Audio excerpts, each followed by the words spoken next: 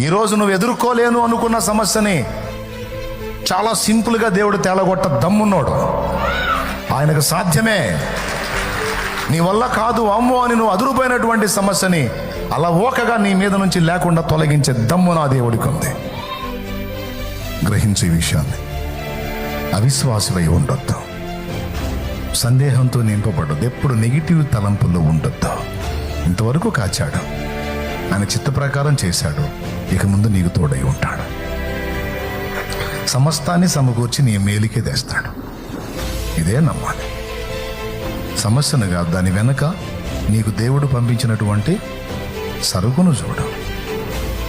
కొబ్బరికాయ వచ్చింది, ఎంత కఠినంగా ఉంటుంది. మనం ఆ పై ఉన్న పీసుని, ఆ టెంకనే చూస్తాం, శ్రమలు శోధనలని. వాటి లోపల ఉన్న మధురమైన కొబ్బరి, అందులో ఉన్న తీయని నీరు, ఈ రెండు దాటుకుంటే అదంతా